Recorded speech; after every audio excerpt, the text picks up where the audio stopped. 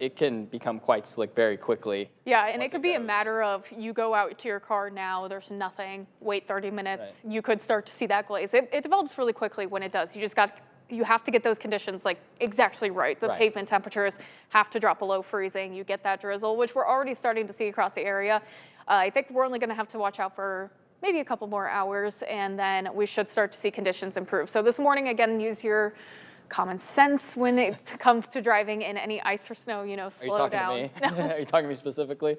No, but there are still, people out there that still get, maybe you're in a rush. Right. Today's not the day to be in a rush. Your life matters more. Right. But a live look outside right now, we have a very gloomy picture as we look at the I-74 bridge. But again, it kind of looks foggy almost off in the distance, but that's just an indicator that drizzle is taking place right now. And we can even see the roads on that bridge are starting to get a little wet too. So again, I would definitely also watch out for those overpasses and bridges. Again, they don't have anything below them. It's not to the ground. So actually you get a lot of cold air. So usually bridge temperatures are a couple degrees colder than the rest.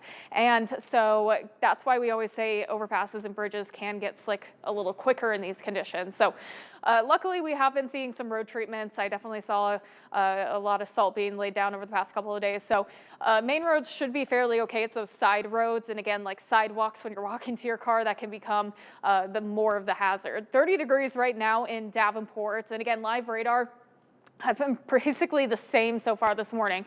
I see a little bit of activity here. I see a little bit of activity here. But with the white that it is giving back, that means it's picking up snow, which means it's likely falling as snow, and then it's hitting that warmer pocket of air, melting, and then the surface, the ground temperature, is below freezing, and then that's why it does freeze to that surface. Now, there is a lot of activity happening across the Midwest. We have a system off to our north where that's bringing in lots of snow showers, and the system that's impacting us is this area of low pressure here, again bringing in a bit of a wintry mix for areas more so to the east of us. So we have a winter weather advisory for those areas, not including us. We're just getting the drizzle. So again, it's going to get a little worse for the areas off to the east. So hopefully you don't have to travel anywhere east.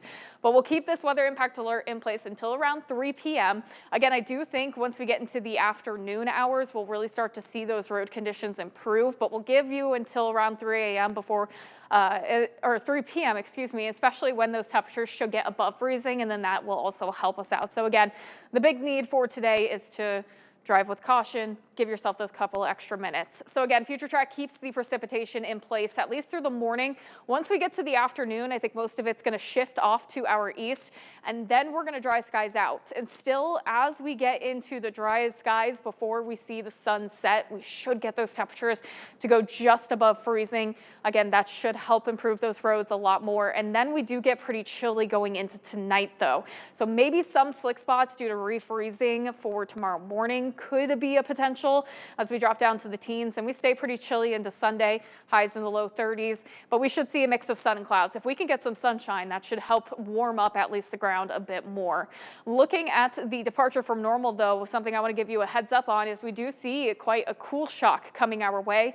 By the time we get to the middle of the week, highs are going to drop down to the low 20s, where that's about 10 degrees colder than where we should be right now. The reason why we are going to see these colder temperatures is because we're going to keep the active pattern in place, which is probably some good news to some people. I know some people want the snow. They want to continue to see some more snow chances because we've had less than 5 inches total so far for the season. And now we could definitely bring in some chances. We have one system that's going to be quick, bring in some light snow chances Tuesday morning, but another system which does look like it has a shot to bring in some accumulation with it is going to be on Wednesday. So we're going to be watching that pretty closely over the next couple of days. Right, you mentioned people getting excited because I know you guys, every time it comes up that snow might happen, it feels like you guys are so excited just because it's been so long. It's been so long since we got I'm snow. not excited for the snow to come. It's more I'm excited because I have something to talk about and track and forecast, because then I'm like, I want to get it right. Exactly. So it's competitive, Yeah, but then exactly. I don't want to deal with it. the aftermath. Yeah, exactly.